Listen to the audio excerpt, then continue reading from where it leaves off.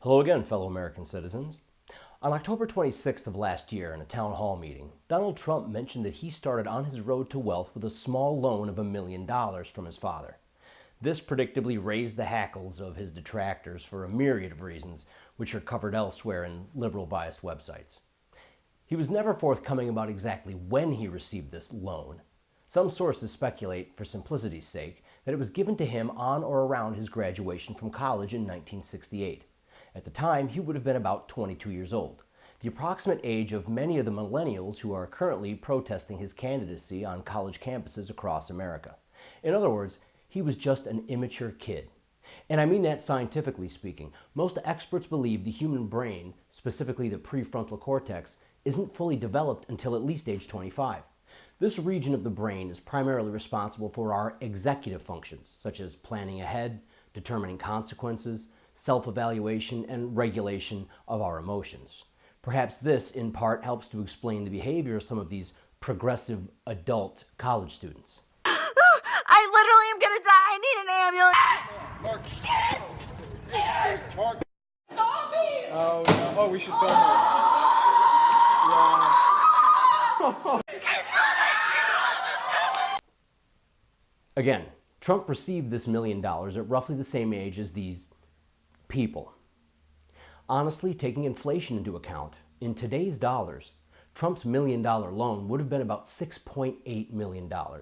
Now, would you trust any of these adults with $1 million, let alone $6.8 million? If I'm honest, in my own self-evaluation, I wouldn't have trusted myself at that age with any significant sum of money. Frankly, I'm not 100% sure I would have made it out of my 20s alive if I had that amount of money at my disposal. Now, granted, Trump wasn't given this loan in cash, but as part of a larger real estate acquisition.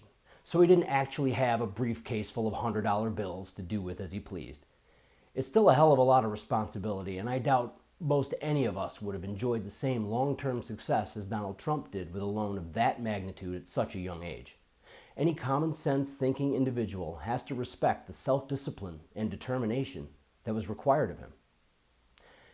And then I read he could have made more money if he would have just invested his father's money in the S&P 500. He's a terrible investor.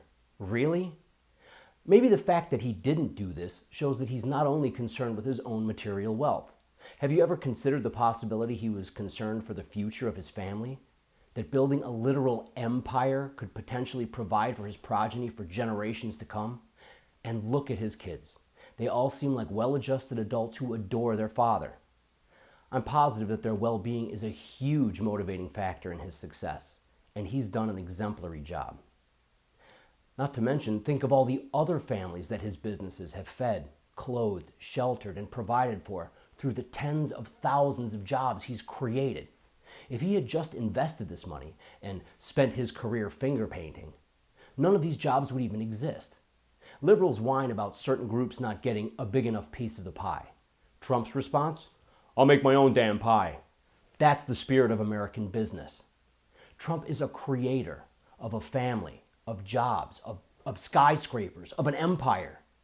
Did he create these things out of nothing or even out of just $1 million loan? Probably not. But he created more than most Americans do in a lifetime. But that is what we Americans should aspire to do. Make the most out of what we have to make America stronger. You might not have access to $1 million loan from your dad, but if you want $1 million in America, then get off your butt and go get it. It's out there if you're willing to work for it. And you can have even more if you're smart enough to figure it out. Granted, not all of us are, but Donald Trump has proven that he is absolutely willing to work for it and absolutely smart enough. Obama's recovery since the worst economic collapse since the Great Depression has been woefully anemic. And if any person suggests that more of the same policies are what we need to get our economy growing at a respectable rate, then they are the definition of insane. Does Trump have all the answers? Of course not. No one does. But has Trump proven by his incredible success that he does have the experience, fortitude, and brains America needs to get our economy back on track to being the economic powerhouse we once were? Faconay right.